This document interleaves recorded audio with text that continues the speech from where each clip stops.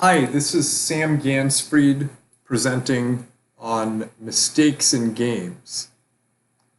So I'm actually going to start off, I'm going to play a short video actually, it's called Million Dollar Mistake. It's a video on this poker player, Doug Polk, talks about big hands that have happened recently in poker. This was from a few months ago from a big hand that happened in the World Series of Poker. And so I'm just going to play a few seconds from this video clip.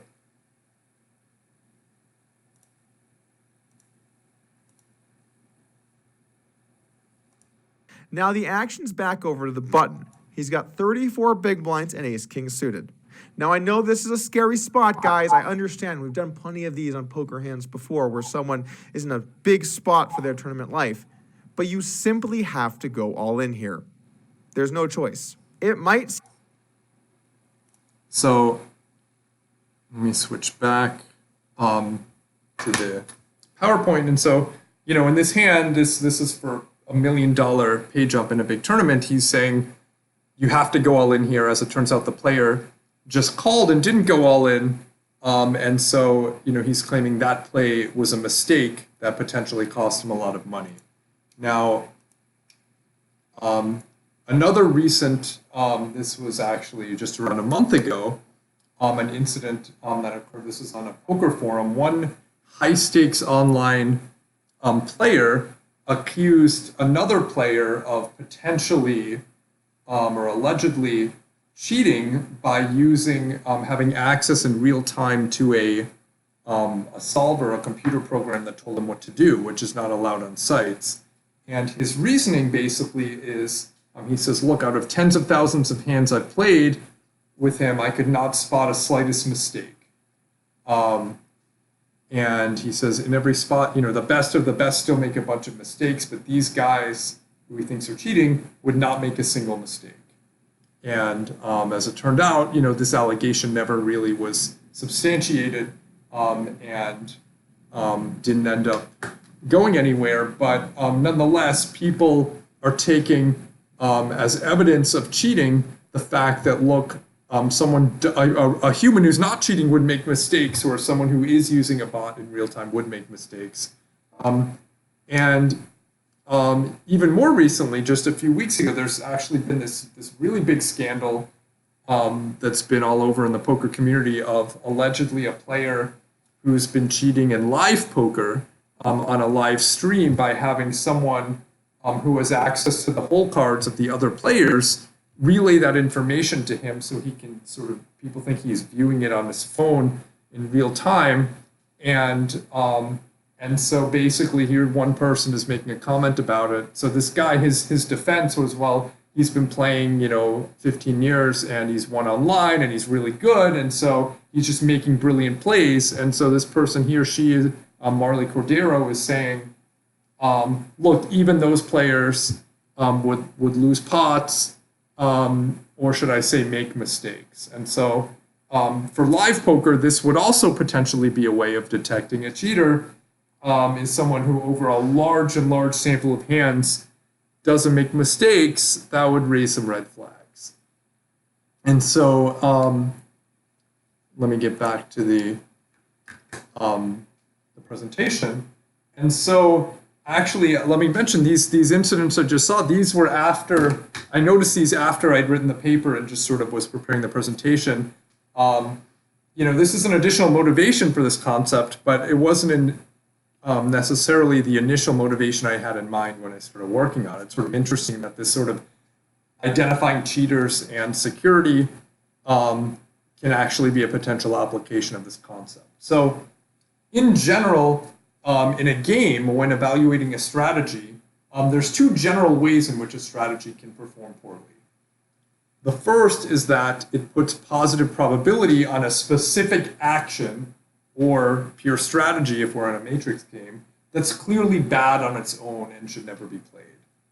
And the second is that maybe it doesn't assign probability for a specific bad action on its own, but overall the probabilities for the actions just don't balance properly in a way that makes it exploitable or predictable.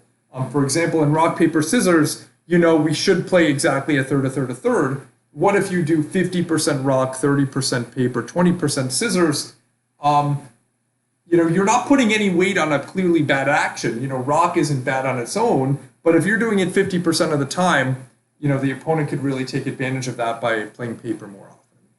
And so the classic concept used for bad strategies is that of dominance.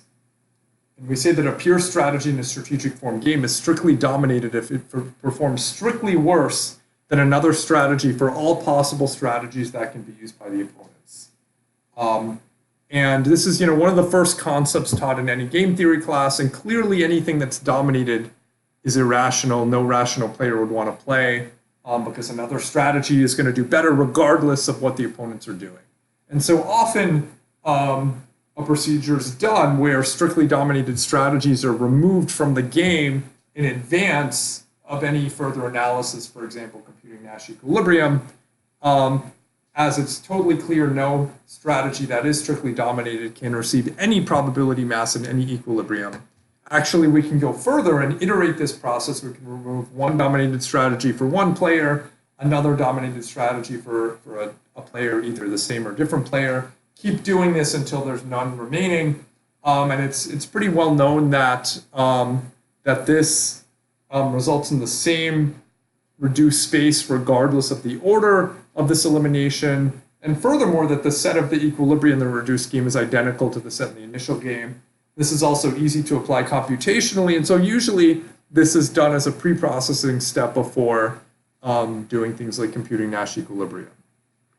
So another very related concept is weak domination, where we say a strategy weakly dominates another if it performs greater than or equal to it against every opposing strategy, where this inequality has to be strict for at least one, because otherwise they would, S prime and S double prime would be identical. And so similarly, we can do a procedure of iteratively removing all these weakly dominated strategies, and this can be done as a pre-processing step for computing equilibrium, though here in this case, the order of the removal can matter. It can lead to different equilibria. It's still going to lead to at least one Nash equilibrium, but it could be different ones depending on the order in which you remove the weakly dominated strategies. So now an extensive form game, just as a quick review, these concept domination applies to matrix game and to extensive form game. Extensive form game has chance nodes, has action nodes for players, has information sets, which are the dashed lines, and then leaf payoffs at the leaf. Here's a simple game, Coon Poker. I'm not going to get into all the rules, but basically there's 3-card deck, King, Queen, and Jack, and 2 players. And so player 1 can either bet, he can bet or check. So bet 1 or check. Initially, both players ante 1, and then player 2 can call or fold facing a bet. If player 1 checks, player 2 can bet or check. And then player 1 can call or fold if he checks and player 2 bets. And then if the better hand wins, and if a player folds, then they automatically lose. So this is called Coon Poker, was that game. And so in extensive form games, domination is a little bit more subtle, because here a whole pure strategy is now a whole contingency plan, which is what action to do at every possible information set. And there's exponentially many pure strategies in the size of the game. And furthermore, if a pure strategy is dominated, you can't just sort of remove it from the tree, because some of the actions might not be dominated on their own. And so one thing you could do is convert the tree to a matrix and then remove this dominated strategy from that matrix. But in general, this matrix is going to be exponentially large in the size of the tree, and you're going to want to avoid doing that. So another concept that's more applicable for these imperfect information games is that of a dominated action, which is the case, we say AI dominates action A prime I if the payoff for player I at every possible leaf node succeeding A exceeds the payoff at every possible leaf node succeeding A prime. And so this is a very strong requirement, and it's actually quite difficult for something to be dominated, particularly if it's early on at the root you require everything following this action to be better than everything following this other one, it's going to be more challenging to satisfy those requirements. Now, further down in the tree, it's a little bit easier. And so it turns out in Coon poker, which I mentioned, domination plays a very significant role. We can remove the actions where they call a bet with a jack, or when they fold to a bet with a king. We can also remove them checking a king when facing a bet. And as it turns out, after removing those, iteratively, we can now remove the actions. No player is going to want to bet with a queen if the other player is folding a jack or calling with a king.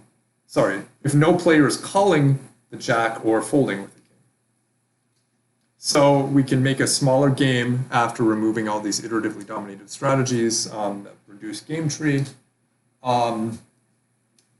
And so as it turns out, there was some work done in Richard Gibson's thesis. He did a simple tournament where he made the conclusion that simply, in this game, simply avoiding dominated actions obtains strong performance. He did a tournament with 6 agents, a uniform random one that plays no dominated strategy but is otherwise random, a strategy that plays no iteratively dominated action but is otherwise random, and then 3 Nash equilibria. And so the equilibria performed the best, followed by the NID, followed by the ND, with the uniform random performing worse. This is all expected. What the interesting observation was that despite losing to equilibrium, both NID and ND did way better than Uni and still obtained positive utility overall on average. And so the conclusion here was that, these dominated actions are significant in this game, and that just removing them can lead to some sort of reasonable performance. Sorry, I skipped a slide. So now, as we'll see in the experiments, as we consider larger, more realistic games, it's a different story, and domination seems to play a much more limited role, potentially a very useless role in real games. So I'll get to that later with the experiments, which I'll look at a slightly bigger game, but I think for even larger variants like No Limit Texas Hold'em, I think the conclusion is going to be that domination plays essentially no role at all. Now, nonetheless, a lot of actions in large games, such as poker, seem to be clear mistakes, such as some of the ones I mentioned earlier with that video earlier. But in general, if someone makes a big bet and you have a weak hand, calling would seem to be a mistake. Similarly, folding with a strong hand would generally be a mistake too. Now, these are probably not going to be dominated, but they're still clearly not things you would want to do. And so actually recently, this algorithm, counterfactual regret minimization, one of the main algorithms for computing equilibria, have been used by some of the poker agents. It's been shown that the speed of convergence can be improved if they do this pruning procedure where basically the actions that are doing poorly, that they have low regret of not playing the action, if they're pruned early, the algorithms can perform better in practice. I believe maybe there's a theoretical result as well. But, and potentially if these actions are high up in the tree, they can really remove a significant part of the tree. Now, a second result related to CFR, for more than 2 players, the only guarantee known is that it's guaranteed in the limit to avoid putting positive probability on strictly dominated strategies or actions. And so while CFR can still be useful in practice, this is the only theoretical guarantee known for it for more than 2 players. So now I'm going to present a new concept that I'm proposing for a mistake in a game. And so I'm defining a mistake to be a strategy that's played with probability 0 in every Nash equilibrium. And so this, it can apply both to strategic form games. It can also be, same idea can be applied to an action in an extensive form game if it's played with probability 0 in every Nash equilibrium. Now, there's been some prior results on similar concept where it's shown that in 2-player general sum games, even if they're symmetric, it's NP hard to determine whether a given strategy is a mistake. So it's really hard to determine, is this a mistake? And so now for 2-player zero-sum games, as I'm going to show, that there's a polynomial time algorithm for determining whether a given strategy or action is a mistake. and it's basically, this is going to determine if S prime is a mistake, going to solve a sequence of linear programs. First, solve the linear program to compute a Nash equilibrium in the game. From here, we're going to have the value V star. Next, we're going to solve another linear program that maximizes the component of the vector variable x, which corresponds to the S prime from the linear program, subject to an additional constraint that the strategy is in equilibrium, i.e. that the objective from the first LP is equal to V star, which is the value. Now let V hat denote the new objective value of the second LP. Then we test if V hat equals 0, then it's a mistake, otherwise it's not. And so I'm sort of going to gloss over it. We can make this more formal with the actual matrices. I'm going to skip that. And so one result I'm just going to mention actually that there exist games that contain a weakly dominated strategy that is not a mistake. So we know every strictly dominated strategy clearly has to be a mistake. It's not played in an equilibrium. There might be some weakly dominated strategies that are played in an equilibrium. Here's a small example. This strategy Q is played in an equilibrium, but it's weakly dominated. I'm not going to go over this foolproof, but we can create a new concept of a strong mistake. We say a strategy is a strong mistake if it is played with probability 0 in all non-weakly dominated Nash equilibria. And so this can be computed by a pretty similar procedure to before, except here we add in a second step with it, which could be accomplished with a second linear program. I'm not going to go through this. It's relatively similar to before. I'm just pointing out that we can strengthen the concept of mistake to rule out these weakly dominated strategies. So one final result I'm going to mention before getting into the experiments. Let G be a two-player zero-sum game. Let SM be a mistake for player 1, and let GM be the identical game to G, except with SM removed. Now suppose sigma star is a Nash equilibrium in G, and let sigma star M be the restricted strategy profile that is identical to sigma star, except that the component for strategy SM for player 1 is omitted. And sigma star M is a Nash equilibrium of GM. And so basically, this shows that that removing any subset of mistake strategies cannot reduce the set of equilibria. And so, and this is going to apply to extensive form as well as strategic form, removing mistake actions. So the first set of results I'm going to discuss is for matrix games, two-player zero-sum, where their payoffs are generated uniformly at random in between -1 and 1. And so I just repeatedly generated games, and I'm looking at how many of these different concepts of dominated strategies are there: strict domination, weak domination, iteratively strict, iteratively weak, as well as how many mistakes are there. And so I varied the size of the game to be from 3 by 3 all the way up to 50 by 50. So we can see, first off, weak is not going to rule anything out in additional over strict in these games because there's no probability that payoffs are going to be exactly equal.